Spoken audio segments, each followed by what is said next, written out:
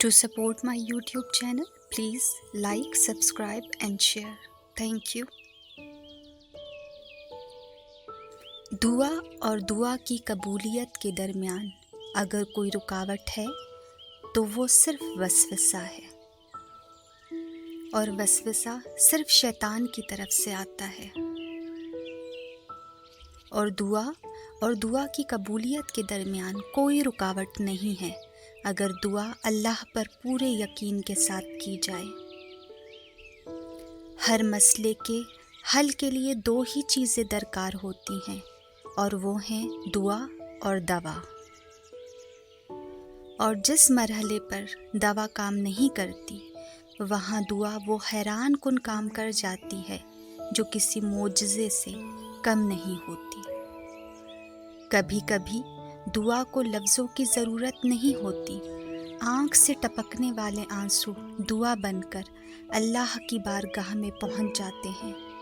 ज़रूरी नहीं कि लफ्ज़ों को ज़ुबान से अदा किया जाए, दिल से निकलने वाली सदा भी सीधे आसमान पे पहुँच जाती है। दुआ करने की तड़प ही दुआ की कबूलियत का हाल बता देती है।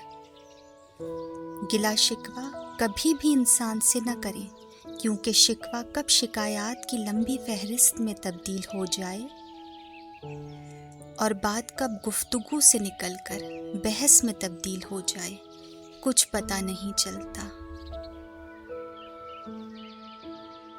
हाँ, अगर यही शिकवा अल्लाह की बारगाह में हाथ उठाकर आजिज़ी भरे लहजे में किया जाए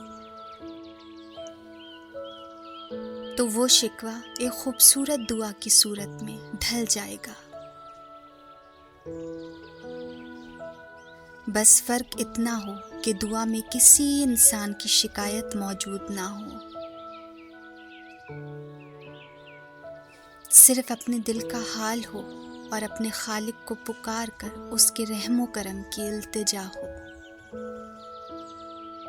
क्योंकि अगर हम किसी का शिकवा अल्लाह से करेंगे तो इस ज़मीन पे कोई तो ऐसा भी होगा जिसको हमसे कोई दुख मिला हो।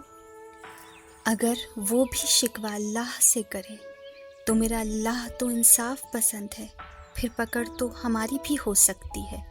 इसलिए शुक्र अदा किया जाए, माफ़ी मांगी जाए,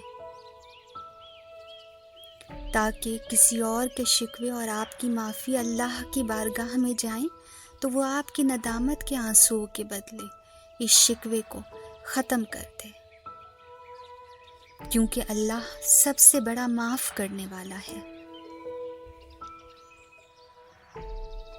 अल्लाह में सारी सिफ़ात पूरी बड़ाई के साथ मौजूद हैं, और अल्लाह को अपने बंदे में एक सिफ़त बहुत पसंद है, वो है आजिज़ी। और इससे भी ज़्यादा उसे पसंद है वो इंसान जो आजिज़ हो।